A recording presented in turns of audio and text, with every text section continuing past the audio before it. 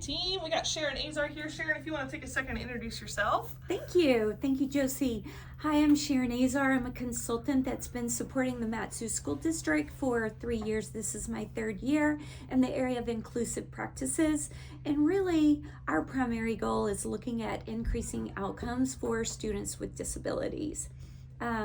We've started by looking at creating access to the general curriculum for our learners and what services and supports do students need and how to really get that authentic support in the classroom. A little about myself, this is my 40th year in the business, and I've seen tremendous growth in our services and supports for students with disabilities. So thank you for letting me be here and spend some time with you guys this morning. Awesome. Thank you, Sharon. We had a conversation at the end of January with my special education team and our paraprofessionals, talking a lot about just what are the needs specific to Pioneer Peak Elementary and where do we need to go just to keep excelling those students with inclusion. A couple of things that we've talked about are really what are accommodations and how do we know what students really need? Perfect. Let's talk about that because that is the essential ingredient for students with disabilities to be successful. So I'm going to start by giving you the definition of an accommodation, and then I'm going to walk through some examples.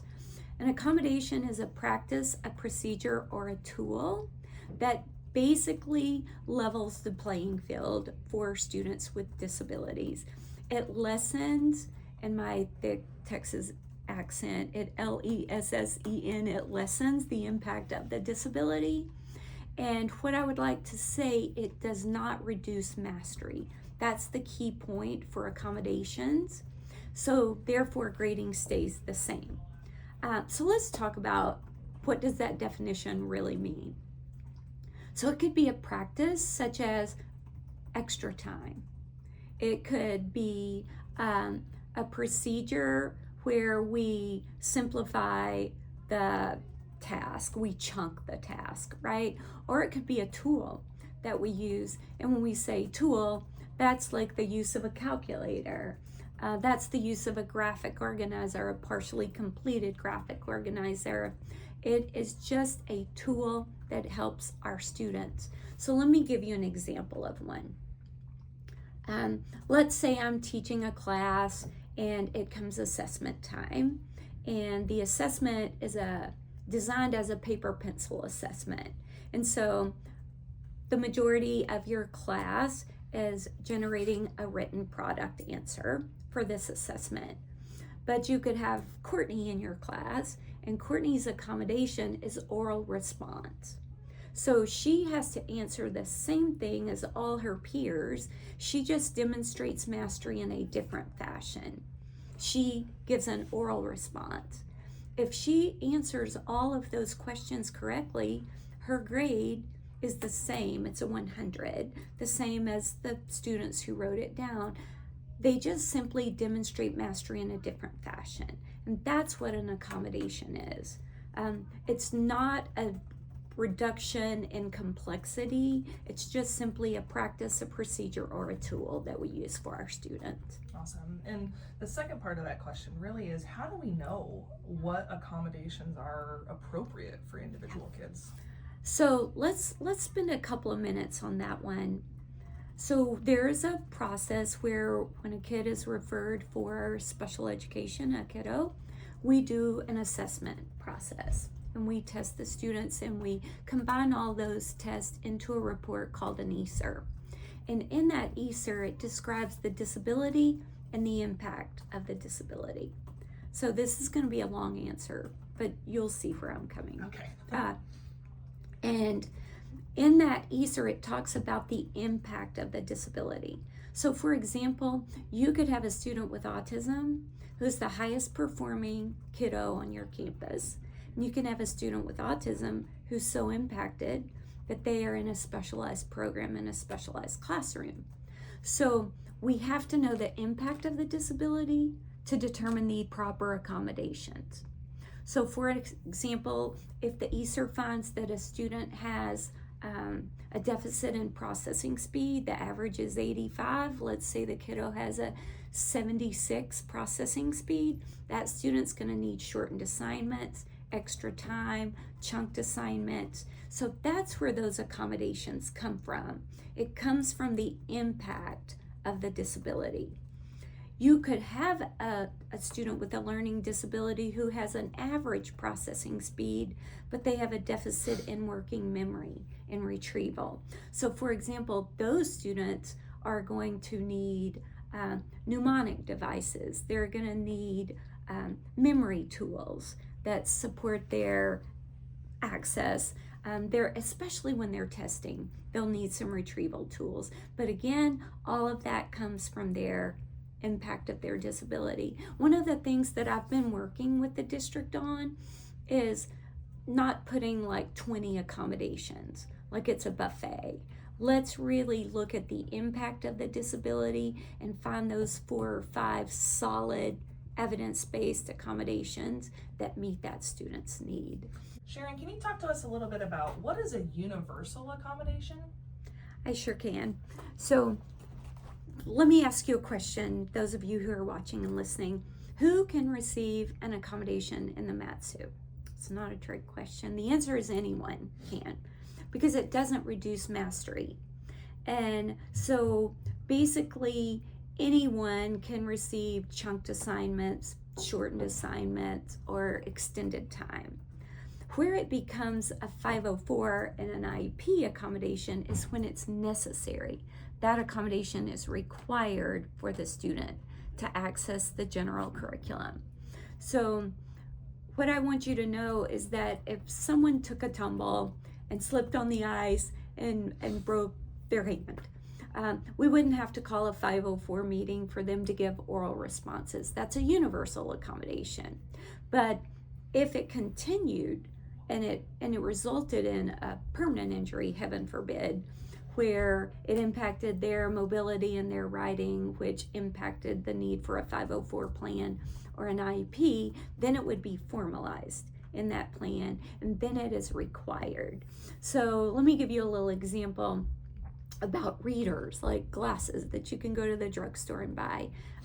If we just need a little boost with our eyesight, that's a universal accommodation that anyone can walk into the CVS or Walgreens and buy that.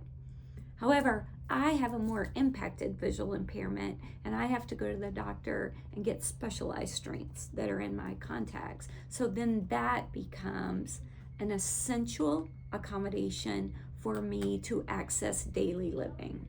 So that there is a difference between universal and what's on a 504 plan and what's on an IEP. What I'd like for you to remember about those two is that the 504 accommodations are required and the IEP accommodations are required. Something that I know we've talked a lot about is like the use of manipulatives in the classroom. I'm thinking a first grade classroom might have students access a hundreds chart or those kind of things are frequent just in the building. Can you talk about manipulatives in the universal access, but also for students that have a 504 or IEP? Yes. What is your guidance on that? So I believe that manipulatives are a tool that help everyone. So I love that universal piece of everyone having access to them and using them. For example, let's talk about a student on an IEP that has a visual processing deficit. And the team assessed them and that came through in their ESER. Those are students that require special manipulatives. So it could be the spacing on the page where we build in where they identify and lay the blocks down or lay the counting blocks down. So that is a tool, again, that creates access. I would like to share with you just some knowledge from my 40 years in the business. The more that you can incorporate the use of manipulatives for our students, the more significantly successful that they are. And why is that? It's because it's a tool. And many of our students do much better with concrete, hands-on activities. So it's always makes my heart smile to walk in, see a hundreds chart, or see counters, or see little blocks that are being used. For example, when we're teaching multiplication, 6 blocks of 5 equal 30. It's that visual representation piece that really cements that learning for our students with learning disabilities. Awesome. So we've talked a little bit about what are accommodations and how do we know what students really need. You talked about the ESER and how as an IEP team we're going to go in and identify what are the accommodations. We talked about universal accommodations. My next question is really just to dive into those accommodations. Let's talk about common ones and how general education teachers and classroom teachers can use those as a tool for their students. A couple of other examples would be chunking the assignment or modifying the assignment. Can you give them some more with that? Yes, and I do want to share a couple of exciting things that we're doing. Special education and teaching and learning are collaborating together, and we are taking like the magnetic curriculum, and we are going to be doing some universal accommodations for that, and to Josie's point, even moving into modifications. So let's first talk about accommodations such as chunking. When we have students, if I may, I want to talk about just real quickly, the fastest growing disability is autism. The second fastest growing disability is OHI, other health impaired, and the fastest qualifying condition under that is ADHD. And we have a lot of our students in 504 and special ed that are being served with that disability. So let's talk about what that would look like. When you pass out a paper with a huge overload of text, their brains just kind of go into retreat. And so the power of simply chunking that material, a paragraph and 2 questions, another paragraph and 2 questions, rather than 4 paragraphs and 8 questions. That chunking just creates access for them to really spend time on that text. Another common accommodation that we see in the classroom is extra time. Another one is shortened assignment. I would like to give a couple of hints on that. When we say extra time, let's quantify that. Does it mean an additional day? Does it mean, if it's a big project, an additional 3 days? I worked with some families when I was doing a family training, and they asked me to share this with teachers, and they said, when it comes to shortened assignments versus extra time, that they would much prefer shortened assignments, because with extra time, their kids are kind of perpetually behind. You know, I'm still on the previous assignment when we're working on the next assignment. So I would like to give some words of wisdom and just some hints again, is if you can accommodate with shortened time and shortened assignments, and the students can still demonstrate mastery of the concept with shortened assignments, that is really our most powerful accommodation on that. We'll also have other accommodations that are more clearly defined, such as preferential seating. And that could be with a student with attention deficits. That could be with students with visual impairments. When I say preferential seating, I always think we need parentheses to qualify what that means. Is it closer to the board, or is it with fewer distractions? But those are ones that we see. We also see small group testing as a popular accommodation. With the use of technology, you can pop earbuds in for an assessment, and you become a small group of 1 at that point. But those are some very common accommodations. But Josie, if I may, could I move into modifications right here? Sure. Before we move into modifications, I had a follow-up question. Oh, okay. Something that we had talked about before, and I think this is a really powerful thing for teachers to know, is that they have the professional judgment and the power to decide what accommodations, universal accommodations, their students in their classroom need. Absolutely. Something that we've talked about before too is that we worry that we over accommodate for students and we don't want to lessen like the rigor of Yes. what we're putting in front of students. Can you talk a little bit about over accommodations versus mastery? Yes. And how we can really find the balance with that? I want to make sure my team feels empowered to make those judgment calls. Thank you. There's a great deal of autonomy for our classroom teachers when it comes to universal accommodations. I do want to talk about, Josie, what you mentioned about over-supporting students, over-accommodating. We need to be very careful of that, because there's a phenomenon that results in that called learned helplessness. And some of our students become super reliant on that over-accommodating, where we want to always start with your IEP. You have to start with what's listed on the IEP. You have to do that. If you have students who are demonstrating mastery without using those accommodations, the first thing I'd like for you to do is collect data on that and call an IEP meeting, present the data, and let's remove that accommodation if it's not needed. And you would remove it for your content area. You understand what I'm saying there. They may still need that accommodation in math. But we do not want to put time on there. For example, extra time. Let's use that one. If we have a kid who's finishing in the same allocated time as their gen ed peers, they're being successful, we want to remove that from that content area. So that is where we defer to you, your data collection, your feedback as the gen ed teacher, to either add accommodations or remove accommodations for those students.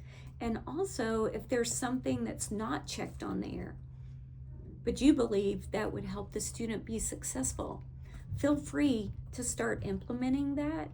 Collect your data. Again, let's bring it to an IEP team and let's add it for Courtney based on your information.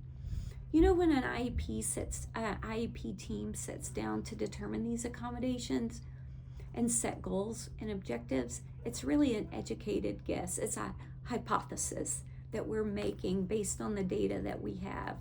Many times we get that right, but sometimes we don't. And so we need the teacher feedback and information to really finesse that plan for the students.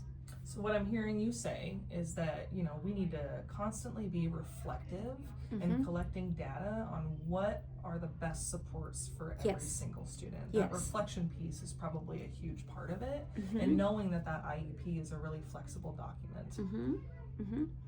And I do want to just leave you with this thought before we move away from that conversation. An IEP document is an ongoing document. People ask me all the time, Sharon, how many IEP meetings can you have in a year? You're required to have one. But if we need to have multiple to support a student's access, we certainly do. And we have the feedback from you. But if it is in that IEP plan for the student, we must provide that until we have it removed. So thank you guys for that. Let's move into modifications. Can you tell us what is a modification and what are the most common ones? Yes. So a modification has the definition of we reduce the complexity of the standard and we simplify the standard. So we are changing the outcomes for students, and with a modification we are reducing mastery. You notice with accommodations we did not reduce mastery, but with modifications some of our students need that. They don't need it forever, but they need it as they're accessing. So that would be where we simplify the reading level. We reduce the complexity of the reading passages. And we are looking at that with magnetic, where we're creating a prompt in AI to reduce it to a student's present lexile level. That is a modification. Now let me tell you, we're not going to leave it at that lexile level. At that same time, we're still going to be running small groups for those students to teach their reading skills and enhance their reading skills. Another thing I want to talk about with a modification is that it really is a different product. You'll have students A, B, and C have one product, which is your general education product, your accommodated product, and then you will have a separate product, which has reduced complexity, simplified, more visual supports. And with grading, we grade in accordance to the IEP. So you know how I gave you an example of the assessment and then Courtney gave her answer with an oral response? Let me give you an example of Courtney on a modified curriculum in that same classroom. The assessment time comes up, you have the majority of your class is doing it as is, and then you have a few kids with accommodations, they're given some oral responses or they have a shortened test, and then you have Sharon who's on a modified curriculum. She's accessing that same story, but she may have fewer comprehension questions. She may have a simplified reading passage. We reduce the complexity of that story, and they're still in that class accessing that standard, but we've reduced the complexity. If Courtney or Sharon gets all of those answers correct, that is a 100. That's a 100 because we're grading in accordance to the IEP, which says that Sharon's on a modified curriculum. Can you talk a little bit about how the IEP for students that have one really overrides some of the other standards that are in the classroom? I don't know if that's the right way to word it, but basically speak to what an IEP means for students that need that level of support. So, for example, I wish I could speak exactly, but let's talk 5th grade ELA and all of their standards that they have. A student with an IEP might just be working on the essential standards of that 5th grade ELA, and that is called SDI, Specially Designed Instruction.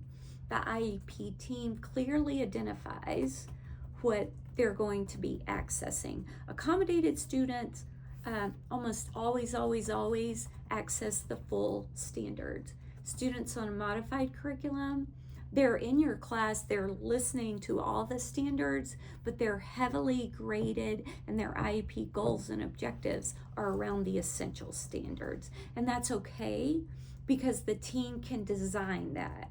And I want to give you guys permission to recognize that if Sharon's IEP says working on essential standards and you have another student with an IEP that doesn't say that, that's really based on the impact of their disability. And that's where we really lean into that IEP and we design what's called specially designed instruction around that student's needs. Something that I feel like our team has done really well, it goes along with inclusion. Students that do have SDI or that specially designed instruction are still a part of their classroom for a big chunk of that core time. Can you talk to a little bit about just your experience just throughout the nation with why that is so important, that even if a student has that SDI, that they're still a part of that grade level time? Thank you for that. That is the heart of the work that I do.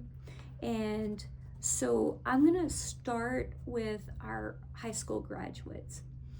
The research is showing across the nation, and I can even share some research with you guys. I'll email it if you're interested in reading it. But students who are educated in an inclusive classroom setting in gen ed, they're accessing those higher expectations. They're accessing the general curriculum, are being more successful in their post-secondary outcomes.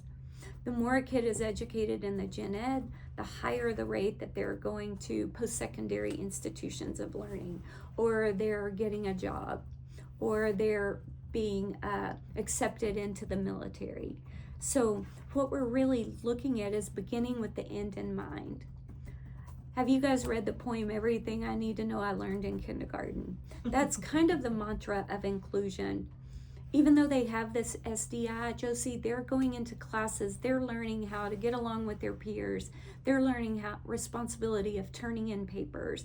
They're learning the art of being a responsible learner. They're learning self-management of their emotions. They're learning how to navigate learning in a group of 25 plus kids.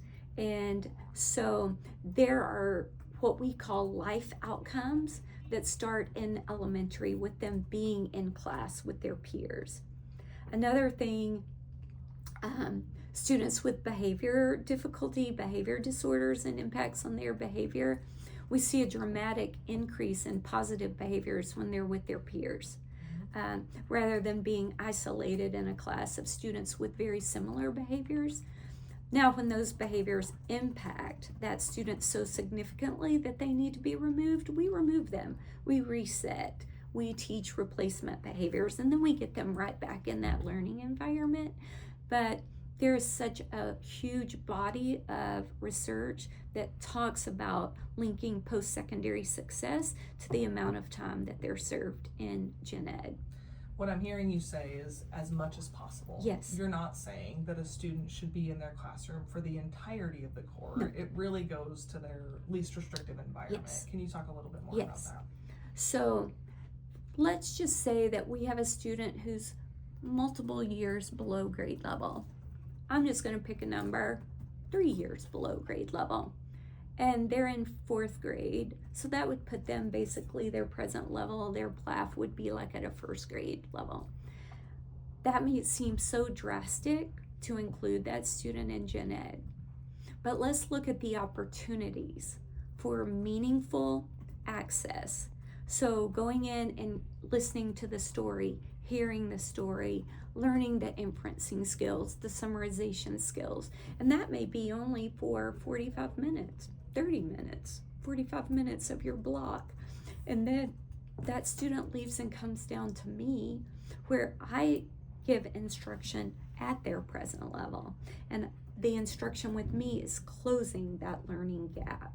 And so, but I can't have that student come down to me and spend the entire 90 minutes just working on decoding, and then that inferencing gap get bigger and summarization gap or comprehension gap get bigger. So we look at meaningful inclusion, where the student really benefits from accessing the general curriculum. One thing I want to say about inclusion is it's not a one-size-fits-all. It's, you may have some kids that are in your class for 30 minutes, some that are in your class for 45 minutes that come down. That's the IEP team's decision. And we may increase their time in gen ed. The team may come back and say, second semester, we want to increase 15 more minutes in gen ed. But that's a data-driven decision. But it's not a one-size-fits-all. I know when I first started coming here, people were like, oh my God, all the special ed kids are going in gen ed the whole time. And that's really not best practice either. We have to look at each kid individually and look at their needs and determine those services. Thank you. Mm-hmm. Let's wrap up with just thinking about how this is going to be for, classroom teachers, general education teachers. What would you say if you had to walk and say 3 things that you want all classroom teachers to know about inclusion, about accommodations, about modifications? What would your leaving points be? Perfect. It's a perfect way to end this. So I would like for you, and first of all, I want to commend our gen ed teachers.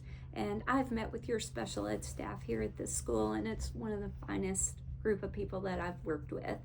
And I want to commend the gen ed teachers because this is a lift for differentiating and meeting the needs, and there's such a positive feel at the school about welcoming kids into your classroom. The number one bit of advice would be create a welcoming environment where students feel safe to learn. And how do we do that? Is through providing those accommodations and those modifications. Number 2 is knowing that the disability and the impact of the disability. I'm not saying go spend 3 hours reading that ESER. I'm just saying talk to the case management, get their disability, the impact of the disability, because that's going to tell you how to address their needs. And number 3, make data-driven decisions. If we have overshot it and put a kid in and they're not being successful, there's no harm in us coming back to the table and say this child needs more specialized support. Or on the other hand, if we have a student who needs more time and inclusion, let's let the data paint that picture for us and make those data-driven decisions. With those 3, I think you're going to find success. I also want to say, if you encounter a student that we're using all the accommodations, all the modifications, and we're not moving the needle, it's okay to call staffing. It's okay to call a meeting on that student and let's just meet and talk about it. Sometimes attendance impacts that, sometimes medical conditions impact that. So just know that it's okay for us to come back and huddle and talk about the level of support that the kids are needing. All right, Sharon, just in closing, thank you so much for being with us today. Will you end with telling us what the 3 big C's are? Yes, I will. So communication, collaboration, and consistency. So we're gonna always need to communicate with our gen ed, our special ed teams, communicate, and with parents and families. Number 2, collaboration. And that it takes all of us to design programs to help each kid be successful here. And consistency. Consistency, I would probably say, if I had to rank it, well, they're all 3 very important. Here I go again trying to rank those. But consistency of the programming. You may go 3 weeks without seeing improvement, and that 4th week you're going to see a huge gain and jump, and that's due to consistency. So I find that those 3 C's really help us design programs with integrity and implement the programs with integrity. So thank you, Josie, Thank you, for your opportunity, and I hope you guys have a wonderful year. Yeah, Thanks. From me and my whole team here, we just appreciate you and your guidance, and we hope that we can continue working with you in the future. Yes, thank you. Thank you.